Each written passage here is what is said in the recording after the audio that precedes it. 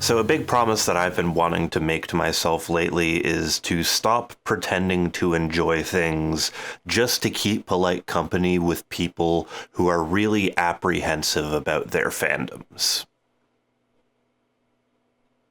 At no point in recent history has any artist or performer been as ubiquitously lauded as Taylor Swift during her Eras tour. Her presence in the public was drastically affecting the tourism of cities or people's political reality. And many people were saying how this tour proved her lasting status among the greatest pop stars of our era and indeed of all time.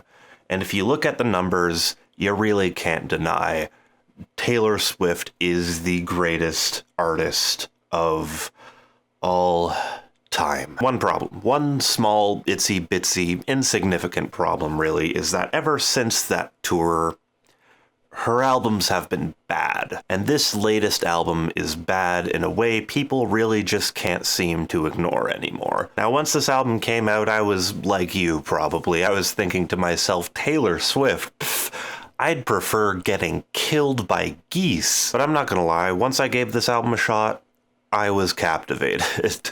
I could not look away. I was going on a bender with the haterade. It's rough, and I've seen a lot of people really struggling to clarify why. And that makes sense. Our relationship with music is often very hard to describe. But as I was listening, I was trying my best to stay in touch with my emotions and be honest to myself about what is making this album so unlikable is the word, really. It's a very unlikable album. Again, I'm not trying to shit on anybody in particular. This is just me trying to be honest with myself about my own relationship to Taylor Swift as somebody who really enjoys a lot of music. Around the Eras tour, Taylor was especially celebrated for her lyricism, which I'm not even saying she shouldn't be. I've heard a lot of compelling descriptions of what people get from her lyrics, and indeed, listening to things from her earlier catalog to make sense of all this, I've encountered some pretty good stuff. Like, she's got something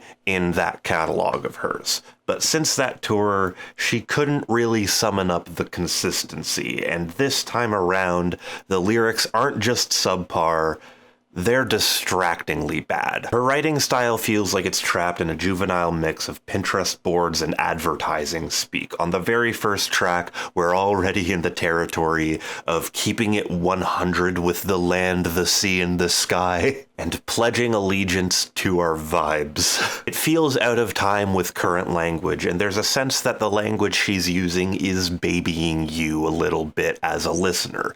Even the stuff that I do like on it, like the imagery of dancing through the lightning strikes on opalite, I enjoy it in sort of an imaginary, vicarious sense, where I'm a parent with a Swiftie daughter who's dancing around the living room to this song. I listen to this album, and even the good stuff, I don't even feel like it's intended for me. It feels intended for a much younger audience. And I get that concept that this is written with her glitter gel pen, but that glitter gel pen feels like it's being pretty ineptly used once you compare it to the subject matter that she's bringing to the table. And I think Eldest Daughter is a perfect starting point here because they are the most unignorably bad lyrics on the entire album. There is a nugget that I like in this song, and it's from the, I'm not like other girls mindset that comes out of experiencing misogyny at a young age. The second verse brings that element in, and it's good. But unfortunately for this song, the first verse completely steps on that by saying, everybody's so punk on the internet, everybody's unbothered until they're not, every joke is just trolling and memes, sad as it seems, apathy is hot, every single hot take is cold as ice. But I'm not a bad bitch, and this isn't savage. So many traitors, smooth operators. Every eldest daughter was the first lamb to the slaughter, so we all dressed up as wolves and we looked fire. This sounds like what Father John Misty's Pure Comedy must sound like to people who hate Father John Misty's Pure Comedy. And the people who hate that album were calling its commentary cliche and skin deep and makes you think coded in 2017. See, it's so terminally online that it makes me think go touch grass, but I'm like saying that to a millennial who's trying to pull the how do you do fellow kids thing. It's not even like skibbity toilet brain rot. It's more like Jaden Smith tweets from 2012. This is Jaden Swift. And I definitely think that she was memeing to a degree with this song, but I'm struggling to think of like what value that adds to a ballad whose lyrics just end up kind of tripping over themselves to be ironically detached. Like when the initial reception was really bad and the Taylor Swift camp response was like, no, this is just satire. I imagine this song is like what they're talking about. She's using this language in a satirical way. Okay, to what effect? Because it just makes this ballad sound unserious and kind of unlistenable. I can't wholeheartedly buy into this being a self-parody because some of it is earnest. I feel like the core message of even the bad lyrics are earnest. She is earnestly trying to convey the cynicism of the internet here, and she's doing so with the most patronizingly juvenile shit she could. So am I supposed to be listening to this song ironically detached from the idea that these lyrics make me cringe? Because art can be silly and lighthearted without being like self-ruining for the sake of a joke. So is this rage bait? Is this a conscious attempt to perturb people who think this lyricism sucks? And it's at that point that I kind of need to get a grip on myself and stop jumping through all these hoops and maybe just accept that it's bad, that there isn't some 3D game of chess being played here,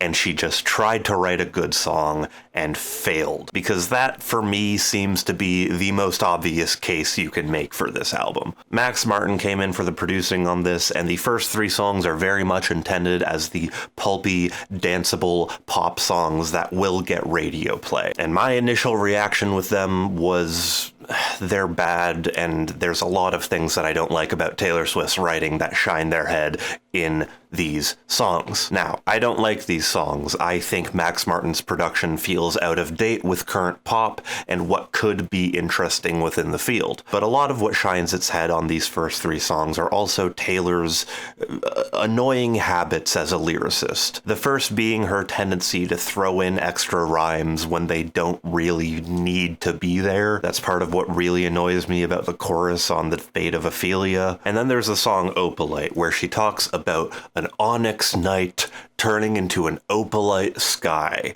meant to signify something dark getting bright. It's one of her most annoying crutches as a lyricist and one of the most stereotypical cover-ups for bad writing imaginable, just using a big word for a color to substitute for actual depth and lyricism. I'm not even saying that she does that all the time. She has this whole universe of colors to her that the Swifties really enjoy. But she does it a lot, and the brazenness of it makes a song like Opalite feel really fucking empty by comparison. Opalite feels like a pop song that was written for a Family Channel show where the main characters have to win some singing contest. Like, it doesn't have the actual bite or understanding of culture to feel like a real pop song. It feels like someone was handed an instrumental and told to come up with a verse, chorus, and bridge in like one work day. It feels obligatory in its creation. And this is meant to be a song where Taylor is like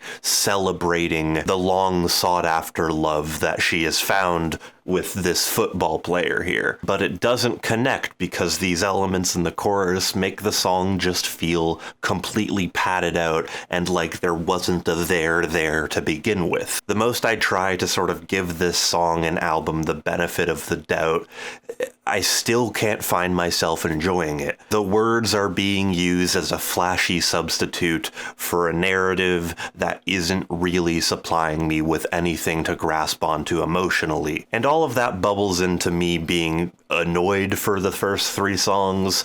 And then the album really hits us with its first big misstep on father figure. Because it's got those elements. It's got her saying mahogany instead of like any other descriptive thing about the setting or the emotion of this scene. And it's got the annoying ham-fisted rhyming. You sparked the ignition on misguided visions that led to decisions of permissions and emissions and televisions and superstitions. It's annoying in the same way that theater kids and white rappers are annoying. You know, there's a plucky, self-satisfied energy to it, alongside material that just doesn't feel impressive or transgressive or substantive in any way. The song itself is about her former manager, Scott Stroganoff, who thinks he has the power to rule over Taylor Swift and keep her underneath his thumb because he's a big man with a big dick, but he fails to realize that Taylor Swift is an even bigger dicked up daddy who gets the rights to her music back, leaving him shaking his fists yelling, "Why?" because he doesn't understand that Taylor Swift always wins. And you know, a show business saga like this could be used to highlight the exploitation of the showgirl, this figure that she's embodying on the album that's a stand-in for persecuted women everywhere. But Taylor's not really doing that. Instead, this song just becomes about another hater who tried to keep her down, but he couldn't because Taylor was too cunning and he messed up by being mean to her, and now Taylor has all the power and is winning. And when you're not thinking about all of that, you're just kind of getting hit after 3 mediocre songs with these lyrics about her dick size, and you're like, wait, what am I listening to? Is that actually what she's saying? How did we get here?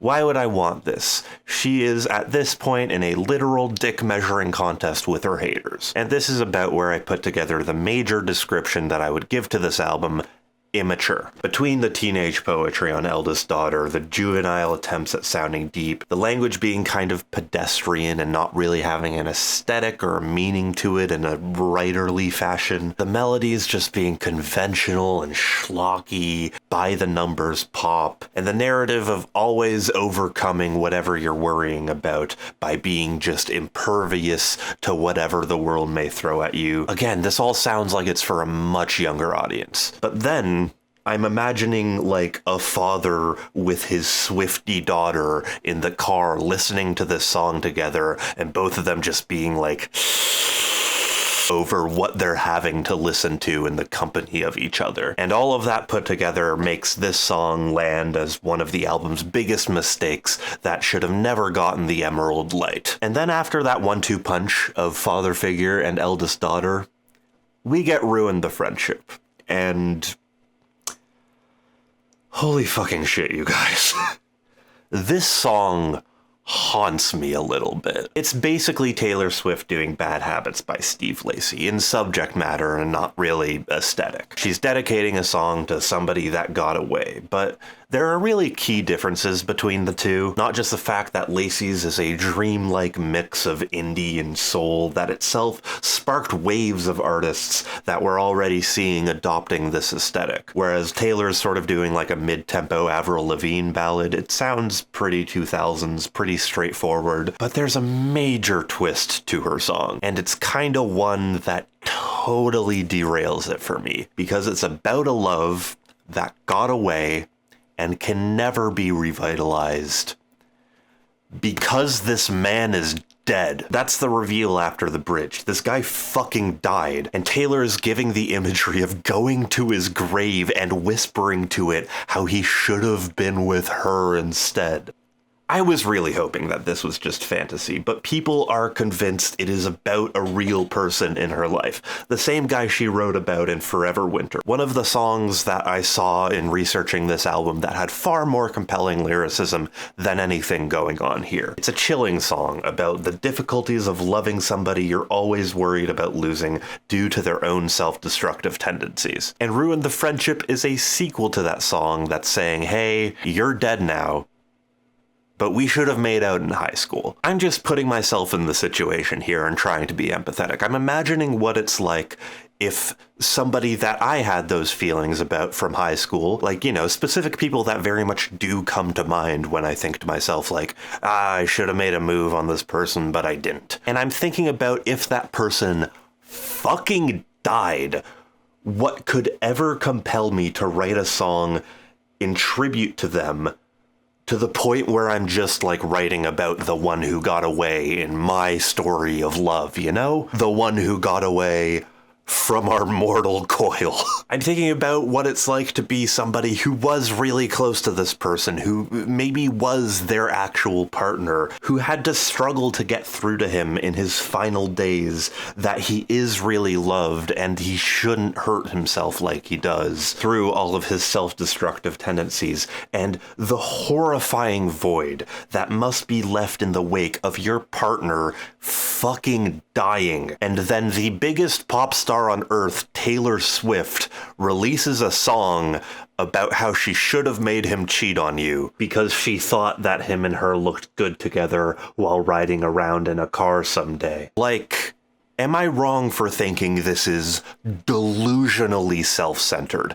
I am sitting here trying my best in this video to just process how all of these songs are hitting me, and this one makes me feel like I'm going fucking crazy. Because the darkness of this person suffering a young death is again just being used as another point in Taylor Swift's story of finally being able to marry this big football man. It's shockingly detached from reality, in my view. And speaking of which, right after it in the track list is Actually Romantic, her diss to Charlie XCX. And we'll get to the greater significance of this one for me a bit later, but the song sounds bad. The instrumental has like the chord changes of Where Is My Mind, but the guitar cadence of Teenage Dirtbag, and a melodic line that does not have the catchiness of either of those songs. If I were to compare this song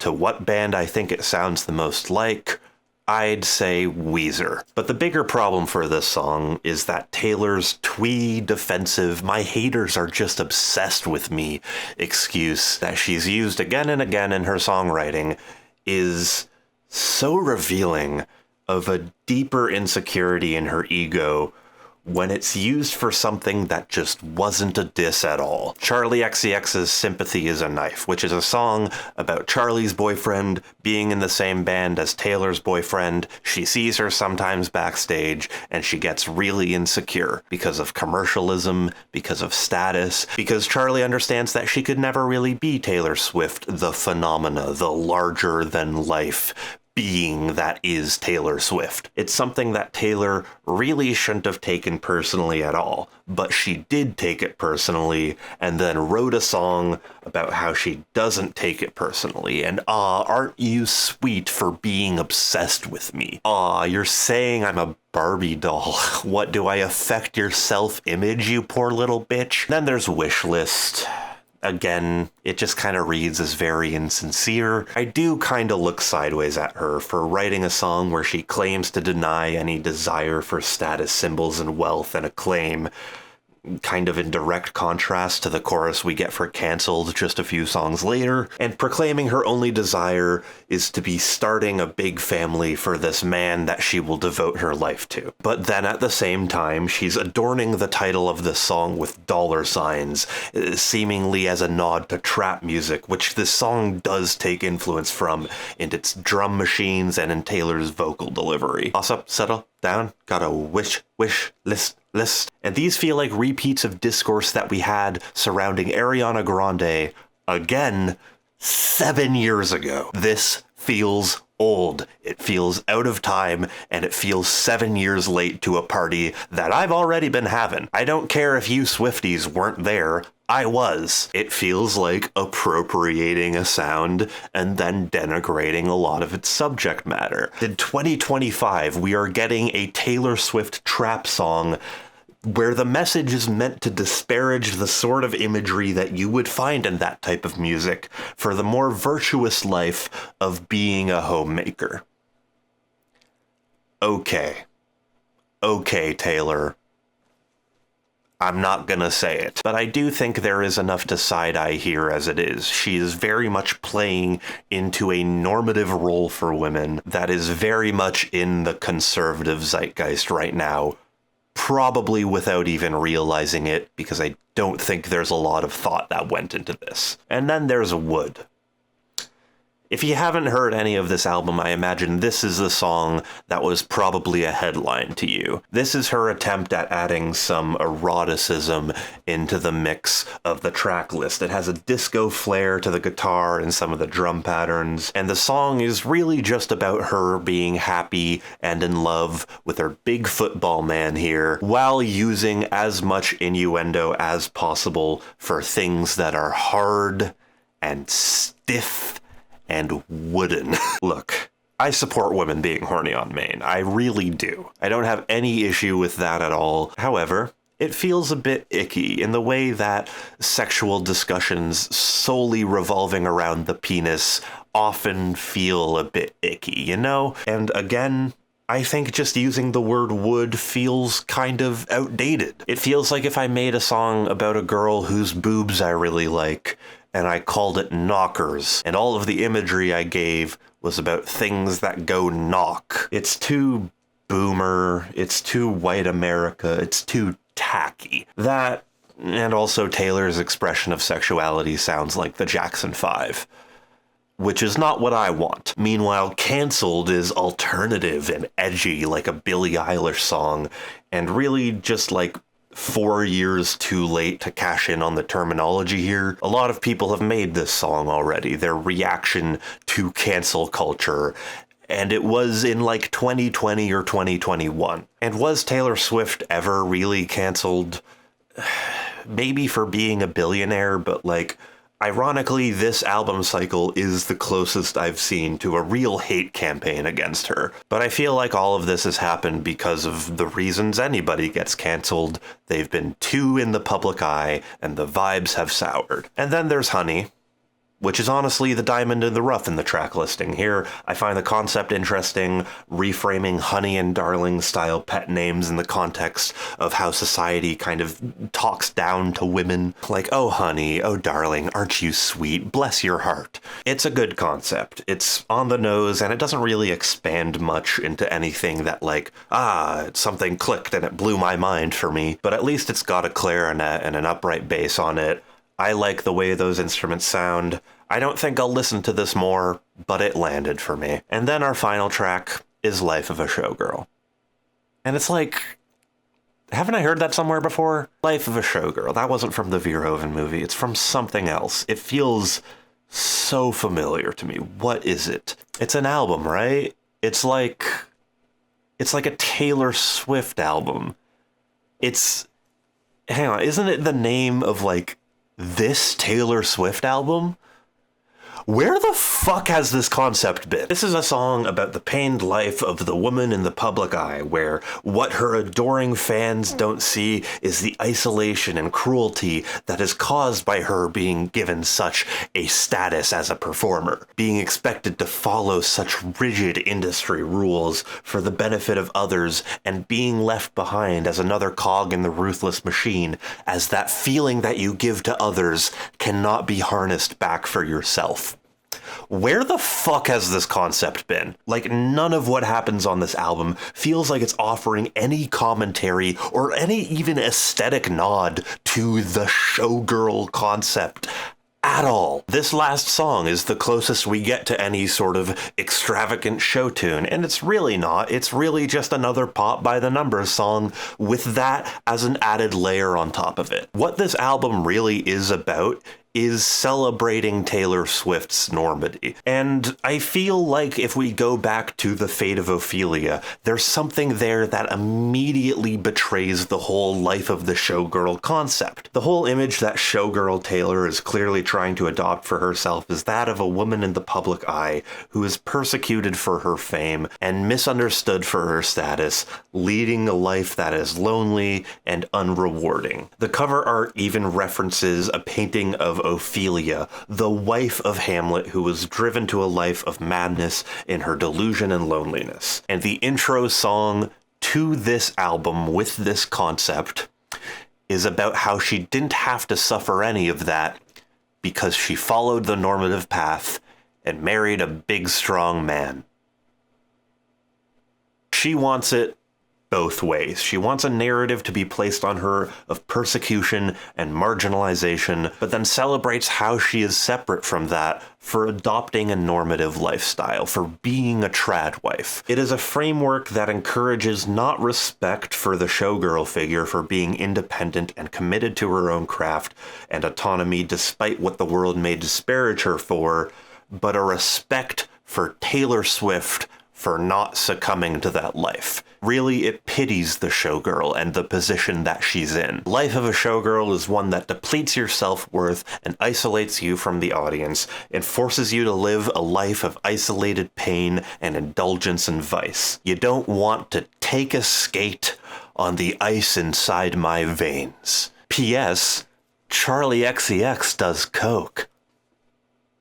That gross bitch. Maybe she should just settle down and stop partying, get married like I did. Then she would stop obsessing over me and writing songs about how behind the scenes of the glitz and glamour, her ego can be shattered by being made to compete with other women in the industry and see her own worth as minuscule to a level of objective numerical success she could never attain if she wants to be her true self. What is she, some type of hater? I'm the showgirl. I'm writing about my husband's rock hard schwang. The showgirl on this album is not an empowered figure. She is a princess in a castle waiting for a big knight to come and save her. That's really all Taylor does with the concept, and it's fucking disappointing. So when she references Ophelia or Elizabeth Taylor, it's not for their work. It's not for their characters as women who are complex and have difficulties.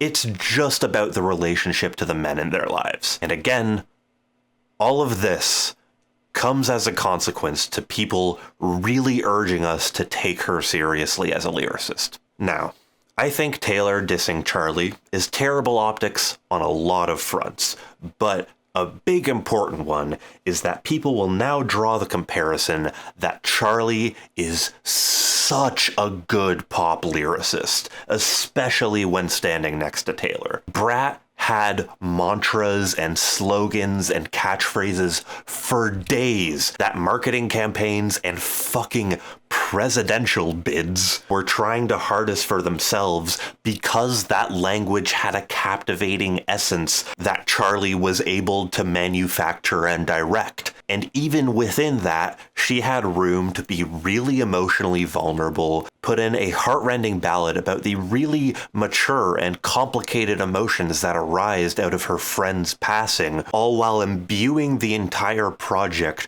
with a character that carries an ideology with it meant to celebrate women even at their sloppiest, even at their most unlikable, for the very fact that they are true to themselves. And nobody has had the cause to even compare that to Taylor's catalog until now. The most powerful woman in pop music decided to pick a fight with an artist far beneath her for being genuine to herself and immediately started losing. The narrative is so on Charlie's side here, and all she has done in this beef is post a picture of a studio. Sympathy is a knife isn't even a shot fired. Nobody interpreted it as that. Taylor Swift took the first shot because Charlie said something bad about one of her relationships, and she immediately lost. And it's shocking to see the biggest artist in the world just be this inept. Like, Taylor, what are you doing? Just work it out on the remix. Charlie is an artist who is able to generate these aesthetic platforms that carry ideological weight to them. Brat had a message, and it gave community and joy to something generational, a specific branding of femininity and youth culture. It was a collective celebration. The remix album produced some of its most popular material from a huge collaboration of women in the industry celebrating their bratness, which is not only to have fun and party, but also to be vulnerable and honest. And the fact that Taylor took time to diss that on her album supposedly portraying the pain of a persecuted woman in the music industry is so fucking tone deaf. And this is what dictates artists that move the needle forward and generate not only conversation, but actual aesthetic pathways for people to rally under. And Taylor Swift just has never been that sort of artist. She's always harnessed the contemporary waves of pop more than generating her own. Her attempts at subverting her sound, they've largely failed, comparatively for her at least, and left no real impact that anybody takes seriously. The Swifties might like Reputation now, but that album didn't really influence anything, did it? Because that album itself was just her trying to adopt a darker, more hip-hop influenced sound that was ushered in the late 2010s. And I think that's a result of Taylor just being too trapped in this normative gaze to ever really envision anything that could push boundaries like that. The only thing she has a real commanding insight on and interest in is her own mythology, that of a white woman who was looked down upon by our patriarchal society, but was always destined to be the biggest, brightest, most specialist girl of them all. This may seem weird, but I think Taylor Swift kind of fulfills the role of like an inner child for a lot of people who like her. They're enraptured in the story of a woman who dreamed big and got everything she ever wanted, and they want desperately to protect her validity for doing so. But I don't think the Swifties really realize how much of a bubble they're in. Understandable, because it's one of the biggest bubbles in the goddamn world. But the Easter eggs, the hidden messages, the parasocial relationship of Taylor and her audience, that's something that I don't think you'll ever really get the people who just care about the music on board with. That's not why any of us are here. The narrative that Taylor is the dominant pop star of our era is in place because it's the narrative that comes with her music. And she's not alone in that. But I think this is what her fans will most passionately argue because it allows the greater significance to the subject matter of her music. She is the underdog that by force of will has made it all the way to the very top where no one dares question her power. And buying into that narrative makes her writing more satisfying when she's like telling her former manager to fuck off, or whining about all the haters who want her canceled, or just negging Charlie XCX for expressing her insecurities in a vulnerable way. It's not just showbiz drama if Taylor actually is the most important artist in the world who genuinely deserves her place above other people. Like, I remember FKA Twigs, in my personal opinion, one of this generation's actually greatest pop artists, calling Taylor's music basic. And I saw a lot of Swifties replying to this shit on Twitter back when that happened, not really defending her music, but defending her numbers, comparing them to FKA Twigs and diminishing her for having any opinion on Taylor to begin with. And I think that's indicative. It's not about her art at this point, it's about her celebrity. And I'm far from the first person to make that observation. But now there's a schism. The art and the level of acclaim and ubiquity just does not line up anymore. And there are a lot of greatest artists of all time who have put out absolute misfires, but this was a bad time for Taylor to put out hers because it was supposedly her peak, at least for her commercial success, which again is what we've been told to value over and over and over again. It's the height of her fame, and she promoted this album as some of her greatest work and a milestone in the mythology of her life. She's getting married with this one. And look, I've heard some of Red. I've heard a good amount of 1989. I listened to Lover. I listened to Folklore. I listened to Midnights. I tried my best with Tortured Poets. All of those I can chop up to, they weren't for me. I idly enjoyed some. I forgot many. And I didn't feel especially moved by most of it. Life of a Showgirl is different. Life of a Showgirl is bad. And shockingly so, in a way that makes me gawk and wonder what the future for Taylor is at this point. Even if the quality picks up, and for Swifties' sake, I sure hope it fucking does. But even if it does, I predict we're on a downward trajectory for Taylor Swift ubiquity. But the Swifties, the diehard fans, I'm not really under the impression that any of them are there for the music beyond it just being a vehicle that makes Taylor Swift famous. The impression that I get of these Swifties is that they don't listen to much other music at all. They value music in the same way that Spotify algorithms do. It's pretty noise to fill in the gaps and generate numbers so we can celebrate the things that we really worship, which is celebrity and status. So within that, I feel the backlash to Taylor was sort of inevitable. The support and uplifting of her social status was too ravenous and volatile for too long. It reminded me of how people spoke about Mr. Beast like 2 or 3 years ago. People didn't just like her, they needed a narrative as to why liking her was virtuous and righteous, and why the people who don't like her are being delusional. And I think part of that came as a reaction to people starting to criticize her. She's a billionaire who's polluting like crazy with her private jet use. Well, no, she's generous to her staff and she's uplifting women everywhere, and her unique level of fame forces her to fly private because otherwise us Swifties would tear her limb from limb. And now that the tides are turning, I'm seeing some of those people needing a moral reason to dislike her. She's being racist, actually. Not on the last album, on this album. And there were some side eyes for me while I was listening, but Taylor Swift to me seems to be as racist as most white liberals. She's not even the worst pop girly right now. Do not go to Lana Del Rey's Instagram. That to me isn't what makes this album bad. What makes this album bad was how much it was hyped up by both Taylor and the general public, how much we were told to expect a magnum opus, and instead saw her running out of steam, saw her completely losing the grasp over her narrative and being as immature, as clueless, and as unhip and self-obsessed as her haters always claimed she was. It's not satire. There isn't a secret code or layer as to why people don't like it. It's just lame, and that's okay. Taylor is only human.